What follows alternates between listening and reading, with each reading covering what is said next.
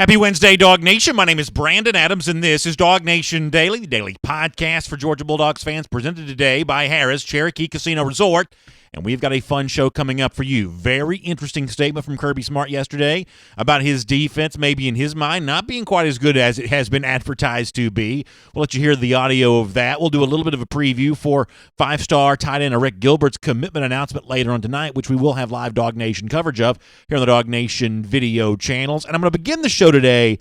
Y'all know I'm very excited about Georgia, Florida coming up in a couple of weeks. I'm really eager to see the energy that this rivalry game is going to present and how Georgia responds to a certain degree of criticism that's been out there lately and kind of a certain degree of, and you're going to hear this in a moment, people have just decided now that Florida is just the greatest team of all time. And so if you're looking for some bulletin board material for Georgia, I don't use that in like capital letters necessarily, but if you're looking for a chance for Georgia to go out and prove some doubters wrong, ESPN provides some fodder for that. In fact, why don't we start right there?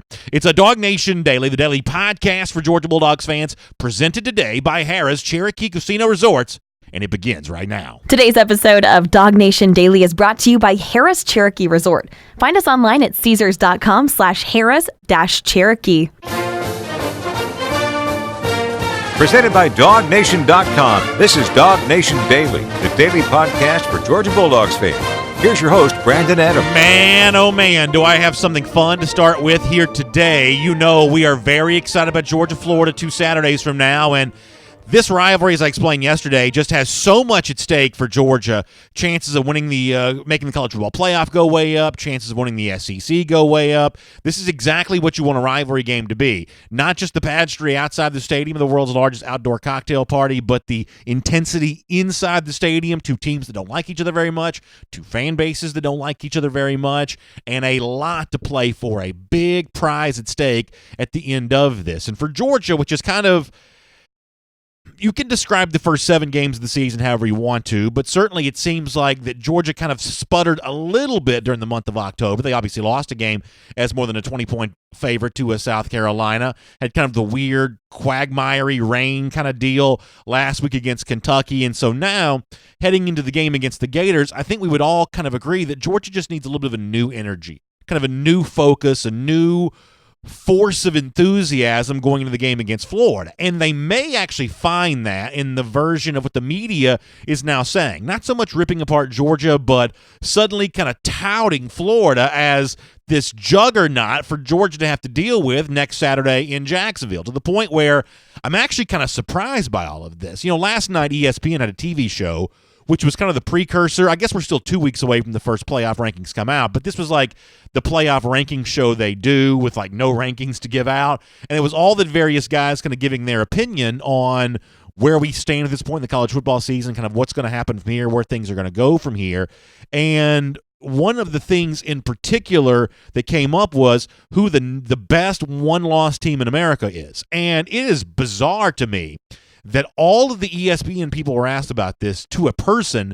They all listed Florida as their best one-loss team. And this is not the kind of thing that I'm mad about because, frankly, I don't think anyone should be mad about someone else's opinion. You have a right to say what you think, back it up with evidence if you want to, but that's kind of your deal. Go ahead and go out there and do that. I'm not mad about the opinion, but I do think it's the kind of thing that Georgia ought to be able to use to its advantage, bulletin board material, if you want to call it, to say, wow, all of a sudden everybody's decided that we're not very good. Everyone's decided that Florida is very good, and there seems to be unanimous agreement on that right now from the people on ESPN. So let's go out there and prove them wrong. Let me start with this. A guy who last year was very much of the belief that Georgia was one of the best 4 teams in the country, even after it lost to Alabama in the SEC championship. So Kirk Herbstreit is no Georgia hater, but apparently this year he sees a little bit different version of the Bulldogs because despite the fact that Georgia is in that group of one-loss teams, it's not the one that Herbstreit touts as the best. He mentions Oregon. He also mentions Florida. Here's what Herbie said about the Gators on TV last night. I've been very impressed with what Florida did during this 3-week stretch. Mentioned last week about Kyle Trask and what he's done stepping in for Felipe Franks. I think they're better as far as their efficiency is concerned. And now they get a bye week before they go to Jacksonville. So Kirk Herbstreit saying bye week, getting ready for Jacksonville. He likes the Florida Gators. Someone who apparently agrees with him on that is David Pollack, obviously a former Georgia Bulldog, now an ESPN analyst. And Pollack has also liked what he has seen from Florida. I've seen Florida mature in the passing game and the explosiveness on offense, and it's just been – they got a lot of weapons out wide, and Kyle Trask is using them. Listen, I think they'll get healthier with the bye week. Grenard will be back. Zuniga will be back. That defense will be back to what we saw more early in the year. But, I give the offense and the offensive identity and playmaking and big playability to them over an Oregon, to them over a Georgia, to them over an Auburn, coupled with the defense. Now, I know at this point in time, some people are going to say, how in the world could a former Georgia Bulldog say those things about Florida in comparison to Georgia? Listen, David's got a job to do. David's run this Georgia program plenty. David's an Athens resident. David loves the Georgia Bulldogs plenty as the alma mater. He's got to go on TV and sort of say what he thinks. And I've said this before, I'll say it again. Anytime someone is telling you 100% of what you want to hear, the assumption you should make is there's a 100% chance they're lying about something. Whether it's how to get rich quick, how to lose weight quick, or what to think about your favorite football team. If someone is constantly spitting out 100% of what you want to hear, you should be on guard for a grifter. And so, from that standpoint, the fact that David Pollack touts Florida here is no big deal to me. Some of the points that he brings up, I think, are also kind of fair to mention. That the passing game is maturing right now. Mullen, to his credit, is getting more out of Kyle Trask than I assumed he'd be able to, and certainly more than what Felipe Franks was once offering. The expectation is, we'll talk more about this throughout the show, that Florida is about to get healthier with guys like Jabari Zuniga and Kadarius Toney coming back. That's certainly the expectation, and we're going to hear more of the ESPN guys kind of tout this in a minute. There are more Florida offensive weapons than we're used to seeing. This has been kind of a sputtering offense now for the Jim McElwain era, the entirety of the Will Muschamp era. But this Florida offense, while not as great as some of the ones that Urban Meyer has led, is kind of bringing back to mind what going to Jacksonville used to be like, spending as much time thinking about how you stop their offense as you do how you manage their defense. From that standpoint, what Pollack mentions is fair. A little more of the Florida love, maybe hopefully Georgia paying attention to this, using it as some bulletin board material. The former Buckeye wide receiver Joey Galloway also giving some of that to you as well. I like this Florida team. Very impressed in what they were able to do on the road at LSU. I mean, they had to lead in the second half, and then they gave it up. I mean, but you're talking about a defense that completely shut down Auburn and took Auburn out of what they were doing well earlier in the season. And so when they're healthy, which they should be in a couple weeks here when all their guys should be back, I am impressed by this Florida defense. I've been impressed by what Trask has done this season, stepping in. And to think that Trask threw for more yards than Joe Burrow did in that LSU game, the same amount of touchdowns. He was the question mark. Could he step in and fill in for Felipe Franks and this offense be good? Well, they've been better on offense with him in there. And so I think Florida right now is the best one-loss team. So here's where things start to get a little silly. The fact that, Joey Galloway wants to talk about going into LSU and having a lead in the second half. The fact that they, as he says, shut down the Auburn offense. The truth is, that day, the Auburn offense kind of shut down itself. Bo Nix threw 3 interceptions. And having a lead in the second half against LSU, I'm not quite so sure that's the moral victory that Joey Galloway thinks it is. LSU still won the game by 2 touchdowns. From a Vegas standpoint, the Tigers covered the number. So the idea that somehow Florida proved itself and how it lost at LSU, I'm not quite sure the overall facts kind of back that up. And I'll say the same thing as well for what Jesse Palmer, the former Gators quarterback, also said on ESPN last night as well. Another example of, while it's okay to give Florida a little bit of credit, some of the stuff the ESPN folks said last night starts to get just a little bit silly. Let me give you Jesse Palmer as another example of that. I think whenever we talk Florida, guys, the first thing that comes out of your mouth is defense, dominant defense. I think what makes this Florida team better this year, to me, it's the most dangerous offense I think they've had since 2009 and Tim Tebow. Think about that. And we talk about Kyle Trask and the quick decisions and the accuracy, whether it's good weather or bad weather. He threw it 33 times against South Carolina in a downpour, and the toughness he's shown with the knee injury against Auburn, coming back and leading them to a win. But look at the group of receivers and tight ends, Pitts, and running backs they have. They've got legit home run hitters across the board. And by the way, they're about to get their most dynamic player back, Kadarius Toney, against Georgia in the biggest game of the season so far in 2 weeks. So the offense to me is what makes them different.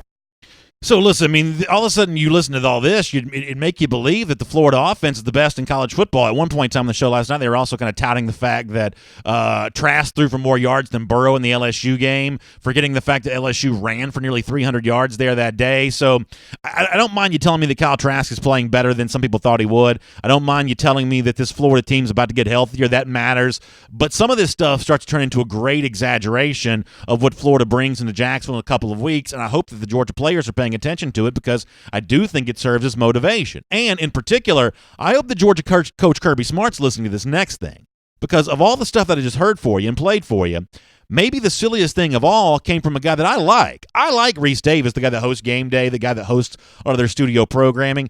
I think he's a pretty fun voice in college football and typically a pretty sharp guy. But apparently Reese Davis is a lot more impressed with Dan Mullen than I am. Listen to this and give yourself a little bit of a chuckle here. I'm sure that there are play callers in the country who are Dan Mullen's equal, but I'll take him up against anybody. I think there's no one that is clearly better. He has a great sense of timing, whether it's a trick play or setting up a play and so forth, and it's benefited the Gators greatly a couple of times when they couldn't block the opposing offensive or defensive front, especially in that Auburn game. So at this point in time, I feel like we've just kind of gotten out of control. I'll buy what Herb Street says. I'll buy what Pollock says. You know, Florida's doing some things pretty well right now, and they are a respected opponent going into Jacksonville a couple of weeks. But all of a sudden that Dan Mullen is the best play caller in football? Forget what Kirby Smart must think about that, the coach that's going to battle him in a couple of weeks and the coach whose defenses has shut down Mullen for years and years and years, dating back to the time when Kirby was still D.C. Mullen was head coach at Mississippi State. Forget that. What does Ryan Day think about this? What does Lincoln Riley think about this?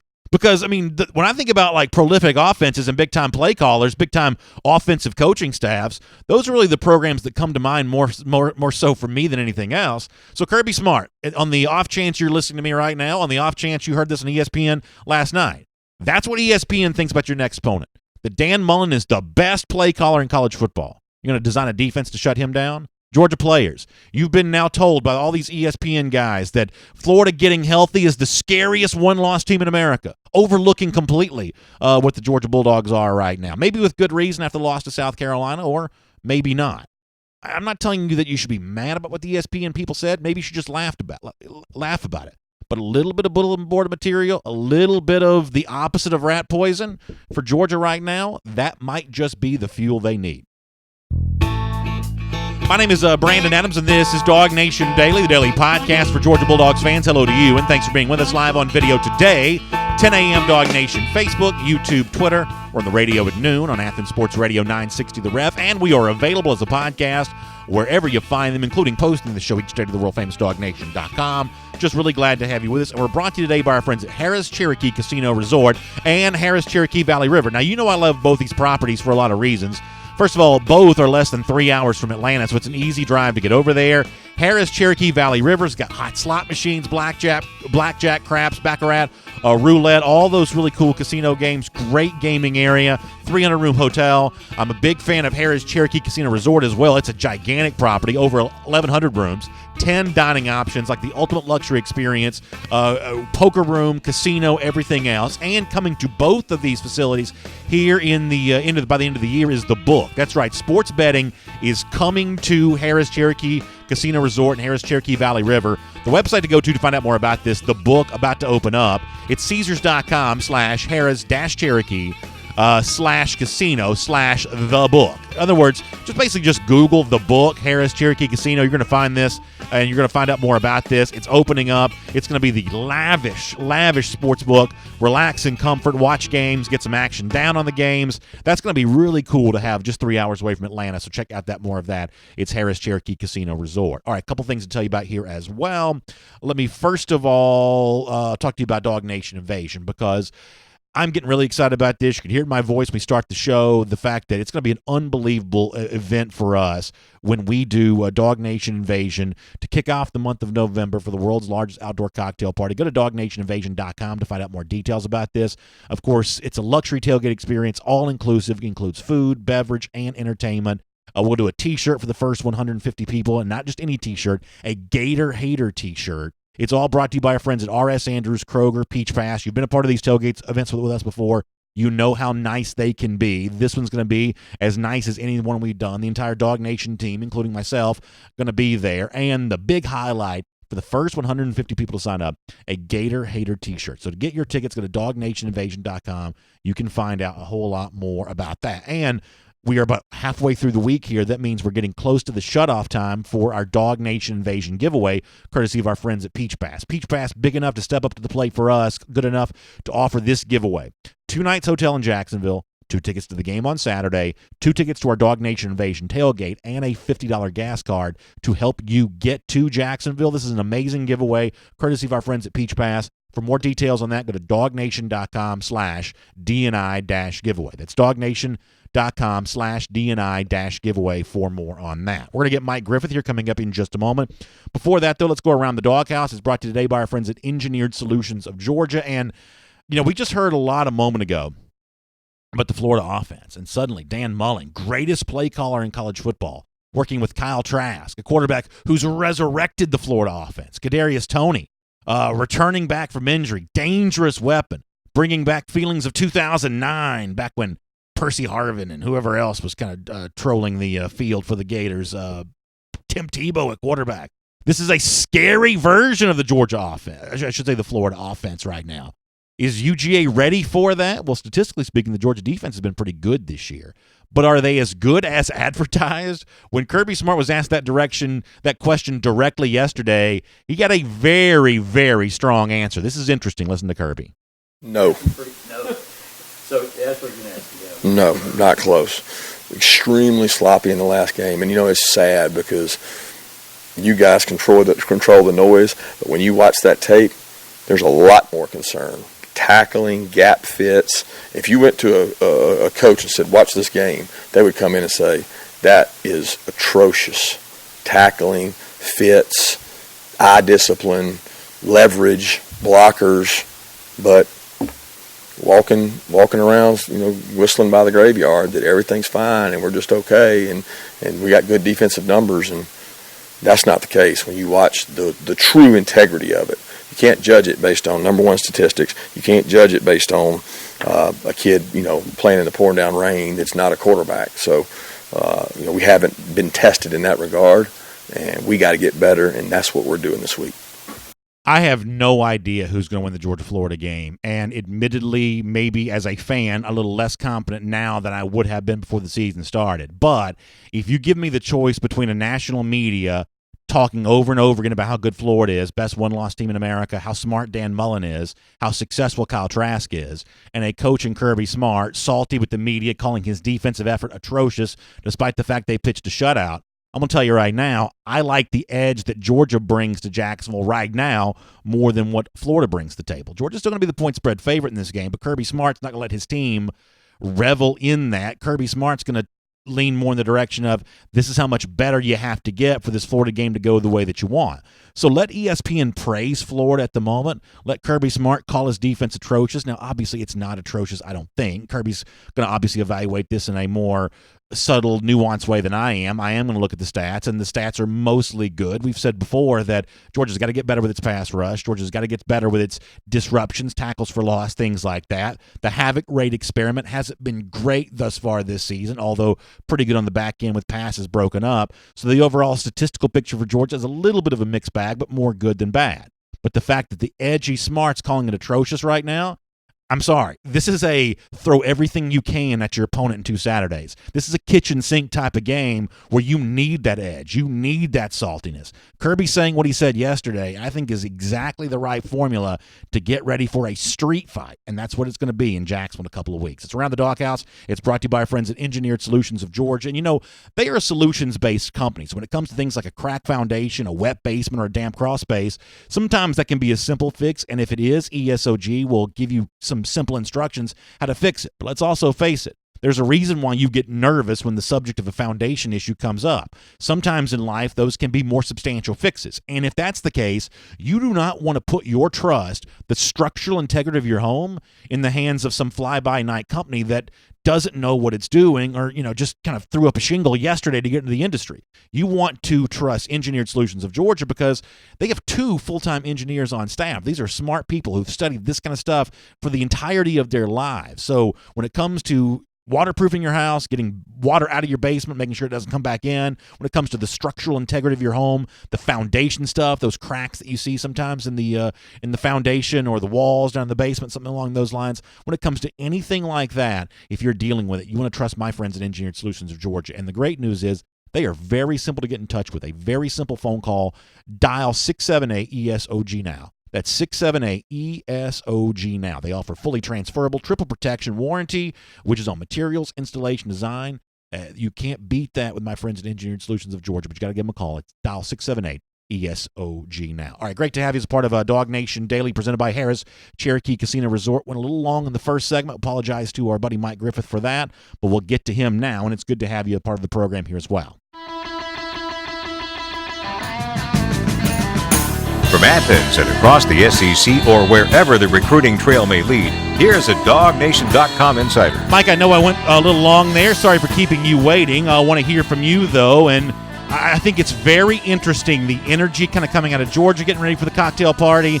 Same thing kind of coming out of Florida as well. They obviously, some would say with good reason, feel pretty good about where they are at this stage of it. It's the kind of rivalry showdown that you live for if you love college football. That's what Georgia-Florida's about to me in 2 weeks, and I can't wait for it.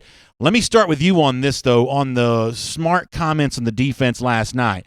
First of all, were you surprised that he responded as strongly as he did to a question about his defense, one that had just pitched a shutout the previous week?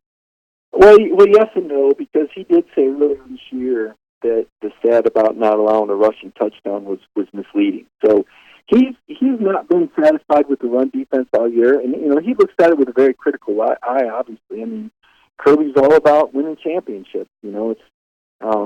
He's got a championship standard that he wants in place at Georgia, and this is his way of making his point. They might have got the desired result, but in his mind, his defense isn't playing up to a championship standard yet, and it's going to have to. Quite frankly, the schedule does get more difficult. With the road game. I mean, the game down in Jacksonville against Florida coming up. So. He feels like they're going to have to raise their level of play, and he's making that known to everybody. If I'm a theater critic here, I might say that Kirby overdid it a little bit with the drama on that line, but as a fan who wants to see Georgia beat Florida, I like the saltiness. I like that. I think that kind of abrasiveness is what Georgia needs right now.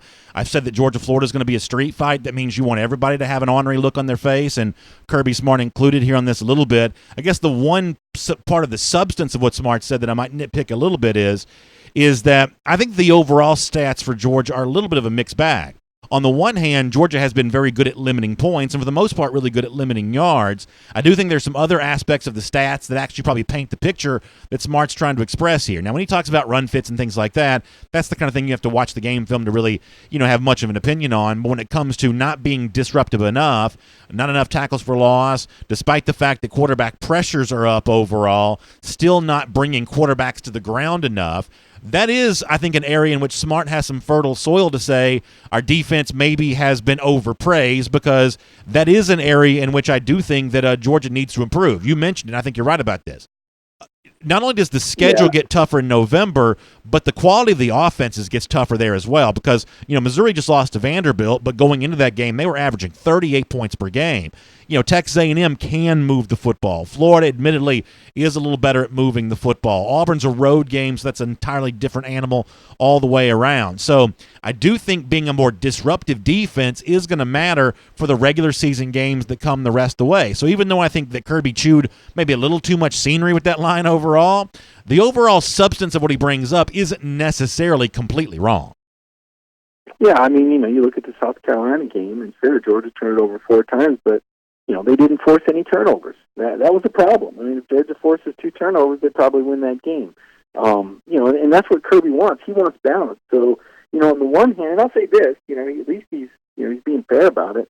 If he's going to tell people don't judge the offense based on a rainy night, he's going to say the same thing. Hey, don't judge our defense either.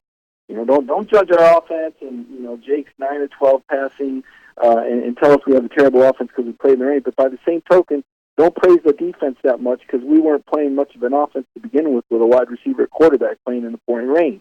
So, he's just balancing that out, I think. And, it's interesting, BA, because it wasn't like that was a message that he came into that press conference with. I mean, that came on, like, the next to last question. Yeah. And we could have got out of there without him even saying it, but it's almost like, well, since you brought it up, let me tell you how I really feel. So that's why I was a little bit surprised, because I felt like if he felt that strongly about it, he might have came in there, firing off both barrels talking about it, but he didn't. It just kind of came up right near the end at the penultimate question. So I played some audio before you joined us of some ESPN guys, Herb Street and Pollack and Galloway, Palmer, pretty much the entire group, even Reese Davis, kind of getting in last night on praising Florida as a one-loss team. Now, Mike, I'm very clear on this. I don't even pretend to be objective about this. I want Georgia to beat Florida. As a Georgia fan, Florida is my least favorite team in all of college football. We've essentially built our empire here on being a Gator hater, and we don't mind that whatsoever. Some of what these guys said last night, though, does have some credence. Florida is about to get healthier. The Florida offense is playing better right now with Kyle Trask than it did with Felipe Franks. I'll grant you all that. However, some of what the ESPN guy said last night borders on silly. Praising Dan Mullen as the top play caller in college football, I'm not quite so sure there's the evidence to back that up. Talking about what Florida did on the road at LSU as some sort of moral victory that establishes them more firmly in that conversation for the college football playoff. The truth is they gave up nearly 300 yards on the ground, and LSU still covered the overall Vegas number. They were aided by 3 Bo Nix interceptions against Auburn. So even though the Florida record right now is probably better than what I thought it would be going into the cocktail party, I don't know that Florida's overall level of performance is necessarily all that much better than I assumed it would be. This is still, I think, an imperfect team. The analytics folks, in terms of making the playoff, don't like them at all. They give them less than a 1% chance of making the playoff. I guess this is kind of a long-winded way of setting you up to say, what do you think of the praise that Florida's getting going into the game 2 Saturdays from now? Yeah, Florida's a media darling. They are. People, let's face it, in the 1990s, a lot of these guys were playing ball or starting out their career when Steve Spurrier had the Gators rolling, and they were buzzing through. They were Buzzville. Obviously I was, covering, of course I saw Auburn beat them twice in a row in 93 and 94. I watched Alabama beat them in the 99 SEC championship game. I saw Tennessee beat them in 98, and I've seen Georgia beat them the last 2 years. So, it doesn't carry all that weight with me because I've seen Florida get beat a lot, but it does seem like that there's a media contingent that does like Florida, and they get love. I mean, they're ranked ahead of Georgia right now. I mean, I look at that, and to me, that's just stupefying because they should have lost to Kentucky. Let's be honest. They beat Auburn, okay, at home. I'm wondering about Auburn right now. I got questions. But hanging with LSU, scoring 28 on LSU, I think Vanderbilt scored 38 on LSU. I think Vanderbilt scored 38 on LSU. And if you watch the South Carolina game, I mean, that was to me, that's an evenly matched game. And Florida benefited from some really big missed calls. A motion penalty on a really long run that led to a touchdown and an illegal block, illegal pick. And I'm not saying that the refs are in on it, BA, but I'm just saying I'm with you. I don't see anything from Florida that makes me feel like they belong in the conversation with Georgia, LSU, and Alabama. And I know, look, Georgia's had that South Carolina moment now, and all the critics that want to, rain down on Kirby Smart or rain down on Jake Fromm, they've got that game to point to out of the, 36 that Jake's played, and they can jump up and down on that and point to that, and, oh, there you go. But you know what? You haven't had an SEC East Division team win the SEC undefeated since 1998. I mean, none of the SEC East teams have gone undefeated, and it doesn't happen. And so I'm not thinking that Florida's going to beat Georgia. I think if both teams play their A game or both teams play their B game, all things being equal, this is a game Georgia should win by 2 touchdowns. Well, you may be slightly more confident than I am on that right now. I certainly think that Georgia has a chance to win this game. I'm not quite so sure I'm going to say it's going to be a 2-touchdown win as of yet because I've still got some questions about Georgia that need to be answered. But certainly I think that Georgia's going to be a point spread favorite for a reason. I mean, let me try to put my objective hat on as much as I possibly can. Here is the one thing that makes this Florida team right now a little bit different than the one last year that finished in the top 10. certainly 2017 when Georgia won 42-7. It's been a while since Georgia has gone to Jacksonville concerned about any kind of playmaker for the Florida offense. I do like their wide receivers. I do think they really give you something to think about. Obviously, Kadarius Toney, the expectation is that he's going to come back and play. That's a guy that you have to game plan for. One of the guys we played a minute ago said it's maybe been since 2009 that you've seen, these kinds of playmakers in the Florida side offensively. Now, I'm not going to tell you this is anywhere as good as the Urban Meyer offenses from that era, but it's been a long time since you've thought about Florida offense at all. And on this team, at least a little bit, you do have to pay attention to Van Jefferson. You got to pay attention to, I mentioned Toney. They even got Copeland in the mix last week. You do have to pay attention to their offensive side of the ball more so than you did last year in Mullen's first year, and certainly any year prior to that since the Urban Meyer era probably ended. So on that point, I'll at least give the Gators a little bit of credit. Well, it starts with the trigger. This kid didn't start in high school at quarterback, and I don't think he's seen a defense like Georgia's going to put on him. I just don't. I saw him against South Carolina struggle early on. I think Georgia's got a better secondary. I think Georgia's got a better front seven, and I don't think Florida's got a very good offensive line. So I'm not convinced that Trask is the next Tebow. I don't even think he's a poor man's Tebow. I wouldn't even mention him in the same sentence. Well, I don't think anybody else is either, though. To be fair, like you said, everybody's talking about. I think it's an illusion. I could be wrong. I could be eating a lot of crow, and in fact, if Florida wins, I'll be eating a lot of crow, and the people in Jacksonville will be trying to kill me anyway because they think their city's trash and the game shouldn't be there. But the bottom line is this. They're going to settle it on November 2nd. It doesn't matter what we say. It doesn't matter what Florida say. It doesn't matter what the ESPN. They're going to hype it up. If everybody wants to, if everybody wants to go with this narrative that Georgia's an underdog and that Florida should win this game, I guarantee you Kirby Smart is just fine with that. Yeah. If everybody wants to talk about how good Florida is all of a sudden, that's just fine with Kirby, and he's going to keep telling you how bad his defense is. And all the other Georgia fans that are mad at Jake Fromm because he didn't throw the ball in 29-hour winds, they keep talking about how bad he is. Just keep raining that stuff on Georgia because I'm telling you, these dogs are going to go down there with their ears tucked back, BA. Well, I agree. Put one on Florida. Yeah, I really believe that. No, I agree with you on that. I think the narrative benefits Georgia right now. I think that's pretty clear, at least in my mind. Let me finish up with this, though. I do think, we talk about the health of Florida, how they are evolving during the bye week. I think it's an interesting storyline for Georgia as well. I know Kirby offered some updates on that. Let me just take a couple quick minutes and kind of bounce through a couple of these here. To me, the Lawrence Cager part of this is pretty critical. I don't know that a Georgia fan necessarily came away from that yesterday knowing all that much more about Cager, but certainly in terms of the very positive reviews that Smart will occasionally give, the fact that we're going to stay week to week on Cager. What did you make of that and kind of his overall status? We know how important he is to the receiving corps right now, and boy, you didn't come away with that yesterday necessarily feeling 100%, great about that, but obviously there's still a chance that he's back and ready to go for Florida. What did you make of the Cager update on the injury situation?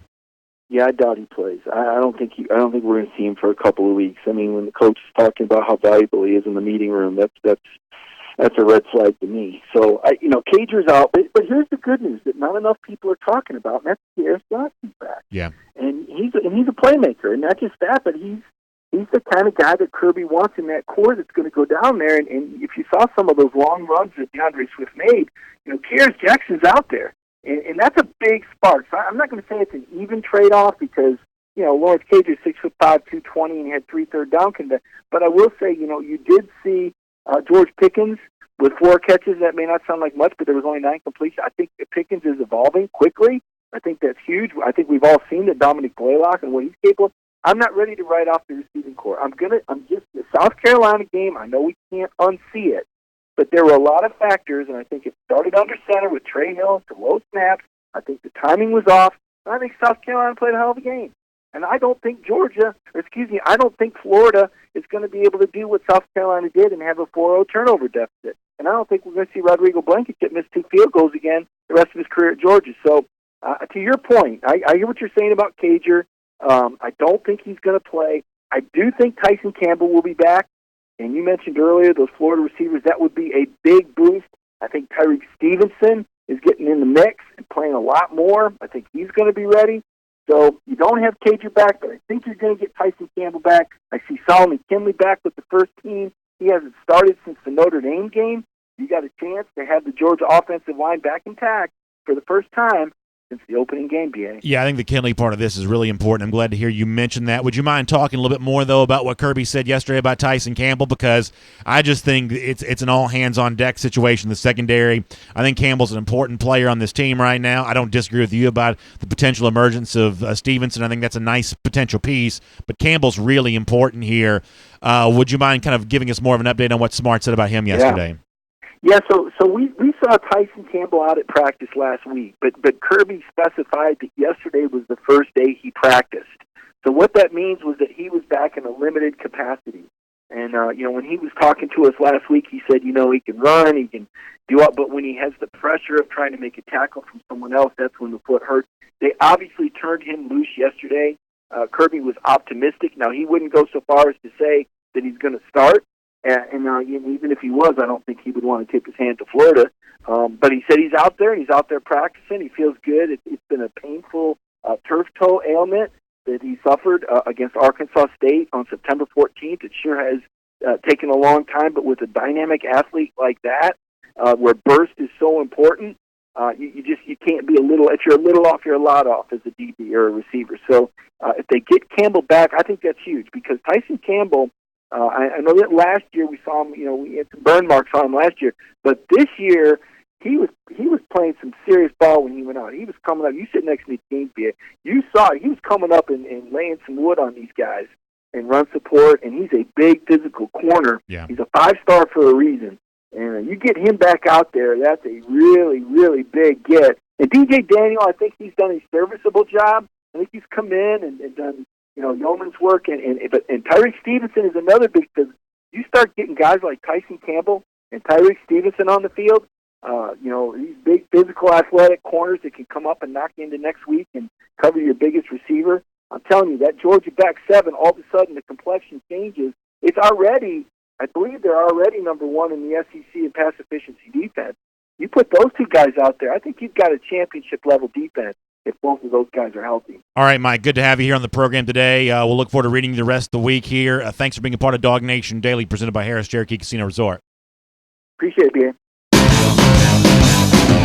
Let's take a look around the rest of the league. This is SEC Through. Yeah, so I think this injury situation for Georgia is also one to watch over the next couple of weeks, and a bye week coming at a good time, obviously getting ready for Florida. Mike's right. Solomon Kinley's a big part of this offensive line story. I think Georgia is at its best when he's in the game, no matter how you reshuffle the other parts. I think that Georgia needs Kinley there. That left guard situation sounds like you may get some good news on that.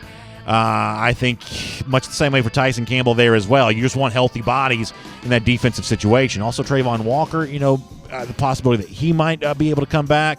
I know that's not really a starter necessarily right now, but a guy that's played plenty, especially on third downs. That'd be a nice guy to get back. And then I guess it's a wait-and-see approach here on Cager, who has been a real valuable target to Fromm when he's been healthy. So getting Cager back, boy, that'd be nice. I don't quite know what to make of that situation as of right now, though. We'll do our SEC through. Let me remind you about my friends at Kroger before we get there, though. Wednesday, October 30th. That is next week, exactly 1 week from today. Going to be a fun day at Kroger because from 4 to 7 p.m. you can enjoy trick-or-treating, cakewalk, cookie decorating, and more. It's the Moonlight Madness event. It's always a great time to kind of get ready for Halloween. Kids are going to love it. Everybody's going to love it. And you can also stock up on everything you need for Halloween. Maybe some last-minute decorations, plenty of candy, everything else. So check out Kroger next week on Wednesday from 4 to 7 p.m. That's October 30th for the Moonlight Madness Kroger event. That's going to be awesome. Kroger does it big for Halloween, and it's a great place to get great savings because if you live in a big neighborhood like I do, candy's expensive. Go to Kroger, get some big savings on like big piles of this stuff. Always pretty good. And then the man of the house then tries not to eat it all throughout the month of November, what gets left over. But y'all know how that goes as well. All right, SEC through here. Let's talk about a couple stories. Thought it was interesting that Florida Athletic Director Scott Strickland took to Twitter yesterday, essentially sending out a clarion call to other Power 5 ADs about scheduling some non-conference stuff. I have a couple thoughts on this. First of all, I think it's interesting that he specifies Power 5 here because obviously that would omit UCF, who has turned down a 2-for-1 opportunity with Florida because UCF doesn't want to play anybody. They just want to proclaim championships. So interesting that UCF would be excluded from Strickland's message here. I also think there's something to be said for if you really want to schedule games, you don't tweet about it, you just do it. Spending a bunch of time on Twitter is kind of the antithesis of actually doing something, accomplishing something in life. So the real way that you get Power 5 non-conference scheduling done is by getting on the phone to call someone, not getting on the phone to tweet. But the other thing here is, and this is not a shot at Florida, this is just the truth. If you go back and look at the last few years, no one has played fewer big-time non-conference games than Florida has. They played Michigan. They've done a little bit of that here and there. Did play Miami this year. But their argument's always been that they play Florida State, they don't need anybody else. And when Florida State was a really good program, that argument carried a lot of weight, held a lot of water. Florida State's not quite the program it was anymore. And so now that Florida, who is kind of the last holdout on, will play 2 FCS teams, will play low-level FBS team you've never heard of, the fact that even Florida now is talking about scheduling more intense, tough, non-conference matchups, that lets you know the future is now. Georgia, to its credit, probably ushered this in. With all the scheduling it has done for future years, a lot of that's still a lot of years away, but you can see that the trend that Georgia started is now being followed by everyone, including some of the remaining outliers of the Florida Gators. And by the way, by doing this, Strickland actually makes his coach, Dan Mullen, not look so great because Mullen, just this past offseason, was arguing against this kind of scheduling, but apparently Mullen's not going to get his way here, and it makes him look like he's kind of being dragged kicking and screaming into some tougher scheduling. Kind of an interesting PR look there. By the way, I mentioned before about Florida getting healthy. There's some talk coming out of Gainesville on that, whether it be Jonathan Grenard, the linebacker. Peter Burns also tweeting yesterday that Jabari Zuniga expects to come back, Kadarius Toney expecting to come back. All of that's from Dan Mullen, who appeared on SEC this morning yesterday. So that's 3 big injury updates for Florida, which does make them better for the game 2 Saturdays from now. As we said before, if you're a Georgia fan, your hope is that Georgia can also match that return to health. With guys like Tyson Campbell and Solomon Kinley, players who are no less substantial and significant than the names that Dan Mullen's mentioning right there.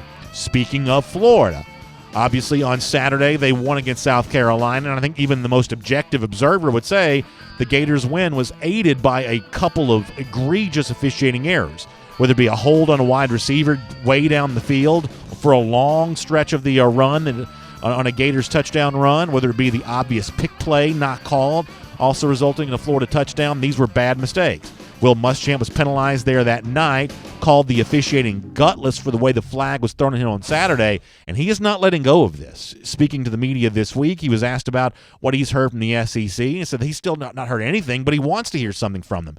He says his athletic director, Ray Tanner, is working to get that from behind the scenes, some sort of explanation about what happened. And listen, I am solidly behind Team Muschamp on this. I think that when you are a coach in a program, when your team loses in this manner, I don't believe the refs were on the fix for Florida. I don't believe that. But it's not a good look for the SEC. And when you're the team that's on the wrong side of this, I don't think you have any obligation to sort of shrug your shoulders and say, oh, well, that's life and move on. Squeaky wheels really do get the fixing sometimes. And Muschamp being a squeaky wheel on this issue, I think is just being a good steward of his program. I think it's good leadership. Ray Tanner much the same way. There's something to be said for when you get the shaft, not to just sort of lay there and not complain about it. And in this case, I'm all for Muschamp, Ray Tanner doing what they are doing. The officiating was egregious, and I think that South Carolina ought to be mad for it. Now, there's also a little bit of a probation issue that South Carolina is dealing with here as well. So maybe at this point in time, they'd rather have you talking about that than talking about the other thing. But for the most part, that's probably going to end up not being all that big of a deal. Let me instead move on and do one final story for our SEC through here for a moment. One of the things you're going to hear a lot of talk about, Gus Malzahn spoke about this week, and it's really kind of an amazing streak. Auburn goes to LSU on Saturday. Huge game. It's actually kind of a fun SEC game to have on a day when Georgia's not playing. Do you know it's been since 1999 since Auburn has won in that venue? Now, Auburn's kind of one of these up and down teams from year to year. So playing at LSU every other year, I guess that's just an example of kind of LSU catching them at home during that down year that Florida seems to have about 50% of the time. But the other 50%, Florida's been a pretty good program. So I should say Auburn's been a pretty good program. So I think they've gone since 1999 without winning in Death Valley. That will be talked about a lot this week. I obviously like LSU in the game because I've picked LSU to win the SEC West. But in terms of my prediction on that, I think that Auburn's still a really dangerous team. I think they've been kind of overly written off. They did lose at Florida. Offense was wretched there that day. They were hurt bad by turnovers.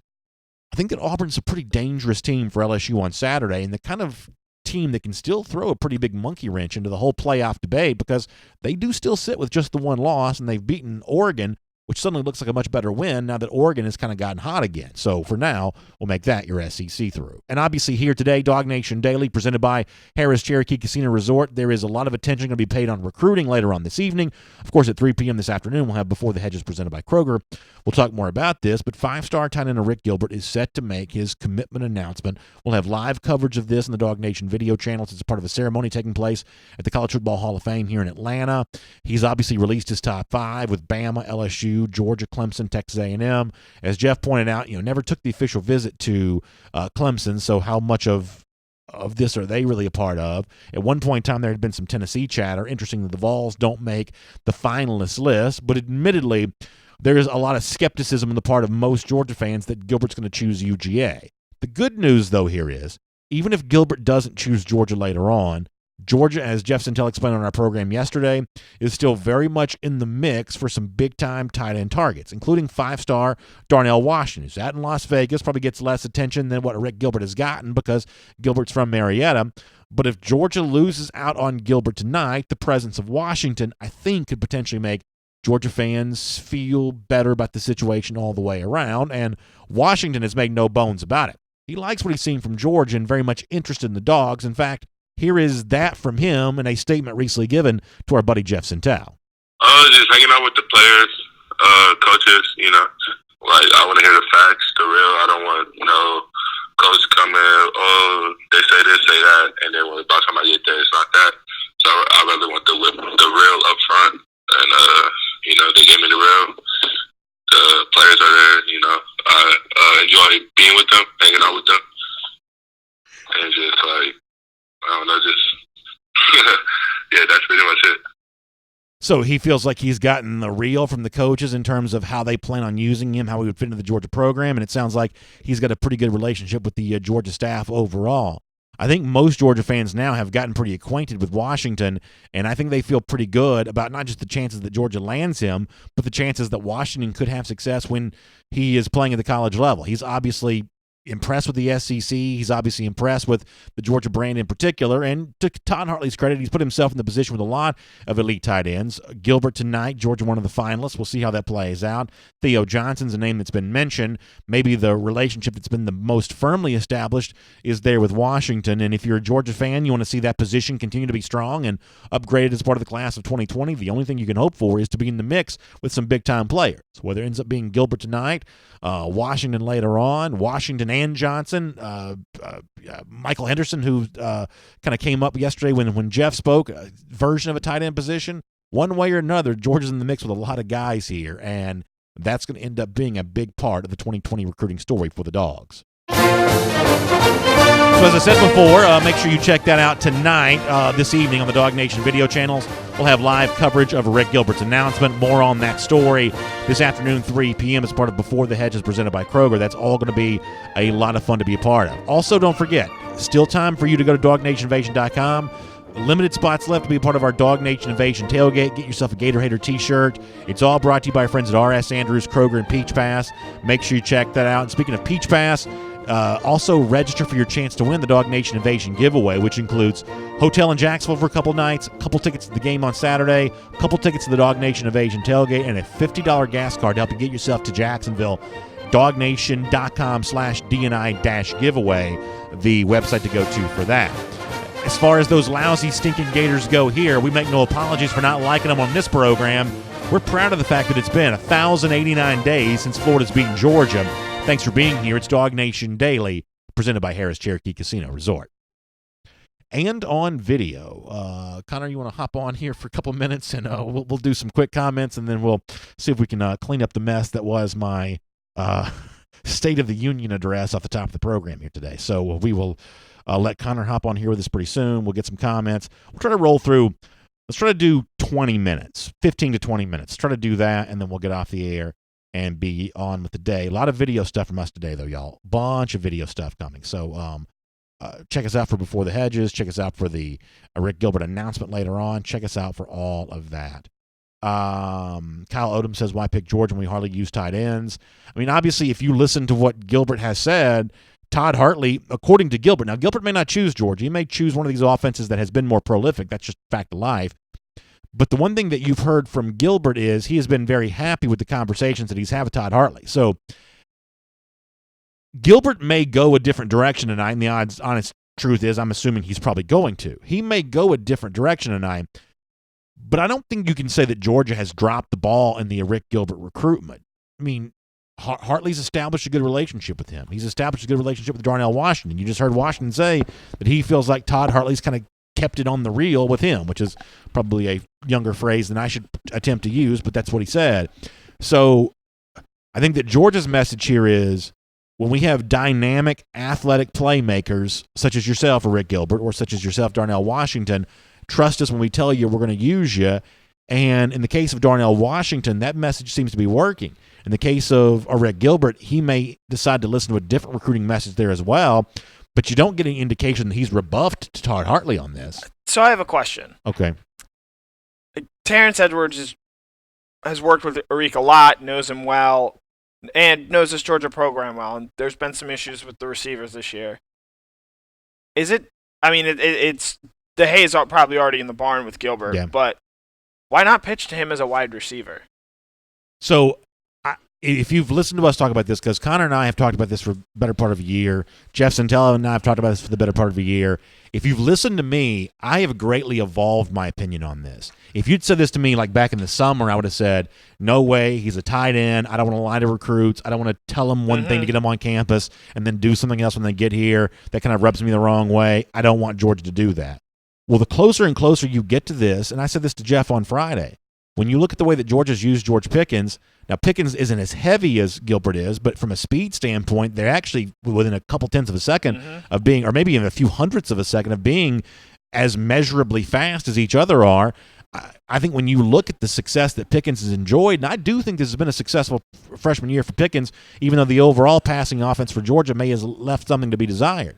So, Connor, to answer your question, I would have told you the reason why you don't tell him that's because he's not a receiver. At this point in time, I would have made that pitch, and maybe Georgia should have made that sooner. You can be a receiver in this offense or flex in this offense. From that standpoint, I guess now I am of the belief of maybe he really could have just been a receiver in this offense and done some of those kinds of things, because even at 250 pounds, he's clearly not a classic tight end, because I'm going to guess that, and I have no idea if this is true, I'm going to guess he's pretty close to leading the country in receptions in high school for tight end. And, you know, a lot of the work, he's not a put his hand in the dirt kind of guy and just running shallow crosses. He's running legit routes. Yeah, he is. And, you know, imagine next year out of the slot you have Pickens on the outside and Gilbert sort of flexed out in that slot, and you have two of them right there. And, like, good job finding 3-4 bodies that are big enough to just cover those guys. And, you know, we've seen with Pickens, sure, he might not be creating a ton of separation just running away from guys, but you look at that fourth down catch he had in the Kentucky game. I mean, the guy was right on his back, and he made a great job of sort of sealing that guy off and making a contested catch there. So, you know, with Gilbert, and I'm going to write about this in greater detail tomorrow. I asked Kirby Smart about, you know, national recruiting versus Georgia recruiting, because it looking at the numbers the last 2 years. So in 2017, that 2017 class, Jake Fromm, Richard LeCount, Andrew Thomas, really the backbone of this current team, Georgia signed 12 of the top 20 prospects from the state of Georgia. That 2018 class, similarly talented, Jamari Sawyer, I'm blanking on a couple, Quay Walker, Otis Reese, guys like that. They signed 9 out of the top 20 recruits. In 2019, which again was a top 2 class overall, and part of this is hurt because Nolan Smith, who was from the Savannah area, who was the number 1 player in the country, he ends up going at IMG and is sort of classified as a Florida IMG recruit. They signed 3 of the top 20. Right now, based on the 247 composite recruiting rankings, they only have 2 of the top 20, and all indications are that Georgia doesn't end up getting Gilbert. You know, that's going to look a certain way again of, you know, Kirby's supposedly this incredible recruiter, and not supposedly, he is this incredible recruiter, this guy who can convince kids from all over the country to come play at Georgia. But it is interesting that a lot of the top players in the state, for whatever reason right now, are deciding to go elsewhere. And that's, it could be Georgia just decides other guys are better and they're actually able to get those guys, or, these guys maybe just don't see things the same way. So my opinion on this kind of also evolved there as well. I've now just come to the conclusion, and there's a lot of examples of this being true in life. It's also apparently true in recruiting as well. Atlanta's not Georgia, and Georgia's not Atlanta. Yep. It's just not. That's a very fair point. It's just not. Marietta is just not Bulldog country the way that you think it probably should be. I think it's a lot harder for a kid in Peach County to say no to Georgia than it is for a Marietta Blue Devil. And that's just kind of the way things are. There's also, I think, politics involved, recruiting in state. Mm-hmm. Georgia likes to recruit early, but it also maintains evaluations the entire time. And I'm going to say this as generously as I can. And when your evaluation of a prospect changes, and when it's one of your sort of in-state schools, there's a political price to pay for that sometimes. Right. And sometimes it's a lot easier just to recruit nationally because you don't get slapped on the wrist for changing your mind about a player the way that you do if you change your mind about a kid from – I'm not going to pick a high school because it might hit a little too close to home. Yeah. So there's that. Now, Kenneth Wiggins says Rick Gilbert doesn't want to come to Georgia because he wants to catch more than 2 balls a game. So if you go to Alabama because the offense is so prolific. Now, listen, I don't root against these kids when they go somewhere else. I like watching Rick Gilbert highlights. I'm sure I'll enjoy watching him play when he goes, I'm assuming, to Alabama. So I'm not a hater for Rick Gilbert. I'm not going to be mad at him. I enjoy watching him. But here's what I will say. If you assume that the Alabama offense, starting in 2020 and beyond, is going to look the way that it has for the last 2 years, I think you are making a strong assumption that's not necessarily backed up by facts. Nick Saban has been the coach at Alabama since 2007. If you want to know what the Alabama offense is going to look like in 2020, it's a lot more likely to be the composite average of every year dating back to like 2008 when he finally got the program really up and running, more so than it is a replication of the Tua Tagovailoa years. It remains to be seen if Tagovailoa is going to go down as the all-time great quarterback in college football, if injuries will prevent that from happening, or if his performances in big games will prevent that from happening. There's still a lot of history to write on Tua Tagovailoa, but one thing is for sure, he is so far removed an outlier from the typical Alabama quarterback that if a Rick Gilbert chooses Alabama on the basis of how prolific that offense right now is, there is a very good chance he ends up disappointed. And I don't say that as someone who wants Rick Gilbert to be unhappy. That's just not my game. I don't care about that kind of stuff. But facts are facts. That a lot of times this grass is greener stuff, I'm going to go somewhere else because of how prolific the offense is. That's like picking a stock because it went up today. Stocks the next day are just as likely to go up as go down. The odds of Alabama being as prolific offensively next year when Tua Tagovailoa is no longer the quarterback, they're just not that great. So, Georgia's offense leaves a lot to be desired. I don't deny that. But let's not be so quick to assume that the next quarterback at Alabama is going to be a replication of Tua Tagovailoa. The odds would suggest otherwise. I mean, so look at Florida. 2009, Tim Tebow's last year, he leaves. Greatest quarterback in Florida history. He leaves. They have had a very difficult time replacing him, and the program really fell off after he left. You look at Texas. Colt McCoy, he's up there with Vince Young, certainly one of the greatest quarterbacks of the recent era. That program fell off and struggled to replace him after he left. I'm not saying Alabama is going to struggle next year in the way that those Florida and Texas teams have. But you don't just replace the greatest quarterback of all time. Yeah. And even if Bryce Young is a good player, he's the 5-star quarterback commit they have committed to them now. I mean, Tua Tagovailoa is a sort of once-in-a-lifetime type prospect from Alabama's perspective. And, this is a guy who, health concerns aside, I think would be a slam-dunk #1 draft pick in this year's draft. You don't easily replace those guys. So, there's a good chance this offense actually might even look, given sort of what I know about Young's skill set, might look closer to what it was under Jalen Hurts in his freshman year at Alabama, and I believe that 2016 season. So, the whole catching more passes, and again, this stuff, changes and evolves over time. I mean, everyone will bring up Jaden Hazelwood and George Pickens and sort of why Hazelwood chose to go to Oklahoma for a number of reasons. Yeah. But, Lincoln Riley could go to the NFL next year, and they could bring in someone else to replace him that doesn't run that same type of offense and run that same sort of system. Well, along those lines, kind of a similar point, Chris Pope in our Facebook comment section said, I just hope that George Pickens doesn't go on the transfer portal. Here's the thing. Pickens has had a successful freshman season. He's got better numbers. I'm not picking on Jaden. He has better numbers. He's got better numbers blank. than Jaden Hazelwood. So when it comes to a freshman wide receiver, I know the Georgia passing offense hasn't been as good as some of us hoped it would be, but on the Pickens part of this, that's a success story. Even in like the raining conditions of Saturday, and I can't do that again, y'all. I just can't do it. But let's just all acknowledge it was raining at least some on Saturday. Even in that situation, it was raining more than at least some. Oh, stop it! I can't do this. The point as is, someone who was on the field, it was raining more than at least some. The point is, even in that situation, they still got Pickens involved. He had 2 of the 7 receptions there that day. So Georgia has decided that George Pickens is a big part of this offense. So I think that pointing to George Pickens would be a reason that a Rick Gilbert should want to come to Georgia. Now, it's not going to work. He's going to go somewhere else. But I don't think that Georgia has anything to apologize for how it's used George Pickens. The passing offense overall, I think, needs to be better. But George Pickens, his freshman season through 7 games, I believe has been a success story. Yeah, George Pickens has been the farthest thing from an issue. And, I find it very telling that, that 4th and 4, now granted, Cajun wasn't in the game, and that changes things.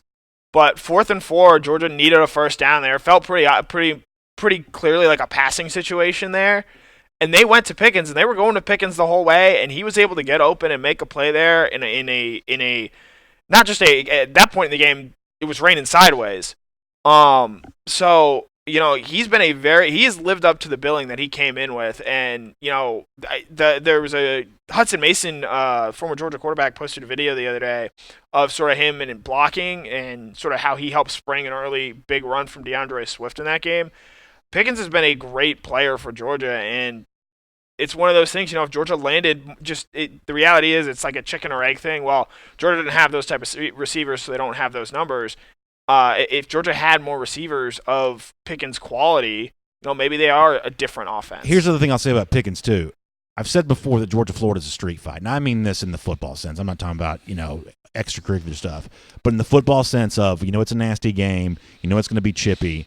I want George Pickens in that situation. Now, if it's a cotillion and it's about how prim and proper you act and how how well like which is the salad fork and stuff like that, maybe in a situation like that, George's still a little rough around the edges. But when it comes to a street fight mentality, which the Georgia-Florida game is going to be, you want George Pickens on your side in a situation like that. He brings that to the table. To be fair, I don't understand why you have a salad fork. Yeah, but exactly. That's a whole different scenario. Honestly, I think we're all probably the same way on that. The point is, when games get nasty, you want to have edgy players, and Pickens has an edge to him that I really, really love. Mm-hmm. Do I like the throat slash at the end of the Kentucky game? That's kind of my point about the whole, salad fork type deal. Do I like the throat slash? Don't love that. But that kind of edge for the Georgia-Florida game, I think you need that to win that game. That game's not going to be about polite behavior. And that's why you need guys like Charlie Warner there who are, seniors and understand what's going on, have good awareness to just, wrap him up before anyone sees what he's doing. I thought that was a very heady veteran move there by Warner on that. That is a nice job. Let me do some YouTube comments here for a moment. Brandon Howell says, what time is the Gilbert commitment? It's 6 p.m., is that correct? I think we're going to go live at 6. I believe 6:15-ish is when that will go official. Dimitri Sullivan thinks that Gilbert's coming to Georgia. GB2 asks why he's committing now after the Georgia visit. Jeff Sintel has kind of explained this, and Connor, I'll let you weigh in on this too, that Gilbert has always said that he wanted to do his announcement around a ceremony of some type. He's getting his All-American jersey today. Is it Under Armour or the old U.S. Army game that he's playing? It's the All-American Bowl. Yeah, which is the old U.S. Army game, correct? So he's getting his jersey today, and this is kind of always the kind of ceremony that he wanted to do this for. So he's had this in his mind for a while. In this particular case, the fact that he's announcing so soon after a Georgia visit, based on what Jeff has reported, I'm led to believe those two things aren't really all that connected. No, he's someone who's just kind of grown tired of the recruiting process for a while now, and I think the jersey timing, if the jersey timing was last week, I don't think it would have hurt Georgia's chances anymore because it was happening before the official visit, and sometimes guys cancel that stuff and yada yada yada. I just think that's one of those things where whenever this ceremony was going to be, he kind of had in mind, this is when I'm going to announce and get this over with. Nathan Morris says Jake Fromm is so much better than Kyle Trask, right? So I don't have any problem telling you. Now, I'm a big believer in Jake Fromm, but I got no problem telling you that one of the major storylines for Georgia-Florida is going to be Fromm in his third year as Georgia starter with an offense that he's very comfortable with. He's got to go out there and significantly outplay a quarterback in Trask that we've mocked around here for not being a starter in high school, for a guy a lot of times I like to use the royal we. I like to use the editorial we that I've mocked for not being a starter in high school. I don't mind telling you that's a major storyline in this game. I expect Fromm to outplay Trask. It may not be the deciding factor in the game because there's a lot of other things that are going to go on Saturday, and it's a lot easier to predict Fromm over Trask than some of the other boxes to be won. But I don't have a problem with somebody saying that part of Georgia's formula for beating Florida is Fromm using everything at his disposal to significantly outplay Kyle Trask. I don't have a problem with that. Yes, Trask has played better in recent weeks, and there's a chance Trask puts up better numbers in the game than Fromm does, because Trask had superior numbers to Joe Burrow just in terms of passing yardage and I believe passing touchdowns. But if you're giving me a pick between two quarterbacks here, and I think you're giving any intelligent college football fan here a pick between two quarterbacks, if you're picking Trask, you're just a troll. Like you're just doing this to try and annoy Georgia fans. Yep. Is Fromm perfect? No, but he's absolutely someone you want in your corner in a tight game, in a close game. All I have to do is go back a year ago. He stunk it up in the LSU game. No one will deny that. Came out against Florida, 3 touchdowns, no interceptions. All 5 of Georgia's touchdowns that day came on third down. Was surgical, clinical, whatever term hyperbole you want to use there. I have belief that Fromm is going to bounce back from 2 bad games in a row. Or not even bad. The Kentucky game wasn't bad. It was just, as he said, it's hard to drop back and think where a pass is going and then find out you have absolutely no idea where it's going to go. Mm-hmm. So give me Fromm 7 days a week and 8 days on Sunday. I think you're absolutely right about that. Let me do a couple quick comments here, and how are we doing on time? We're at the 16-minute mark. Boy, it goes by fast. That's really kind of amazing. A couple comments here on YouTube, then we're going to go back to Facebook. Was it Rodney Hewitt that brought this up? No, I'm sorry, it's Nico Robinson that brought this up, but the Georgia offensive line playing better. How much, and statistically the offensive line still had a pretty good season, but how much better do you think the offensive line gets with a fully healthy Solomon Kinley starting at left guard again? My assumption is that's going to matter. I think that offensive line is a chemistry position. To have one of what you thought at the beginning of the year, your rock-solid starters, my assumption is you see a better performance from the offensive line with Kinley back playing again full-time. I mean, maybe it's just a coincidence, but it certainly seemed like once they inserted him in the game late against Kentucky, the results also improved for the Georgia running game as well. Right. I think it's similar to the effect Isaiah Wilson had in that Notre Dame game. And, I talked with John Stinchcomb sort of off the air at our last Marlowe's event about this, and Georgia just needs to play like the same 5 guys, and they need to find and play their 5 best guys. And I think at the end of the season, if they're all healthy, I do think Solomon Kinley is one of those best 5 guys, and I think that's going to make a difference going forward. Yeah, Woody Tripp 100 on YouTube also brings up, he says, I've crunched the numbers. He says that Georgia actually throws to the tight ends about as frequently as Clemson does, Alabama does, 2 teams, and we've heard Gilbert say he thought Clemson threw it more. He's not going to Clemson, I don't think, because he never visited there officially, but he has said that he thought Clemson threw to tight ends more. Alabama, you assume that Gilbert must think that too, because that's where he's largely expected to go. Ultimately, though, Woody, my feeling on this is Gilbert likes these other schools not because they throw to tight ends more, but because they just throw it more. Mm-hmm. They have created the perception they're more of a passing offense than what Georgia has done. I mean, ultimately, it's really hard for any college team to get the ball to tight ends because one of the things that, listen, I've never played the quarterback position, but I have kind of studied about this and read about this. When you have 4 players running a route in a college game, those are not all like routes that are part of the progression with the quarterback anyway. There are dummy routes all the time. It's the same thing in basketball where a lot of teams don't use the full shot clock looking for a shot. There's some dummy sequences in there where they're just kind of passing time. When a quarterback drops back to pass, Fromm included, he doesn't have 4 routes to read. You can't do that in 2 seconds. It's not possible at the college level. And a lot of times, maybe even any level. But the tight end a lot of times is just not part of the progression in college. And in the NFL, they throw to tight ends a lot more.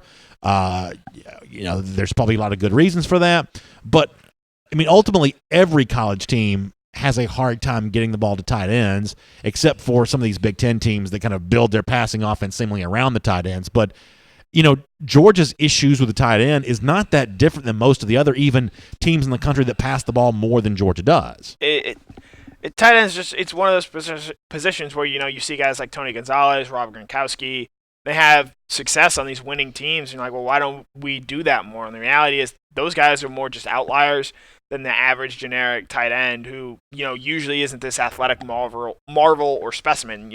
Charlie Warner and Eli Wolf, I think they're good players, but no one's going to mistake them for elite athletes. Isaac Nada was a really heady, good football player, but he was not an elite athlete. He was not.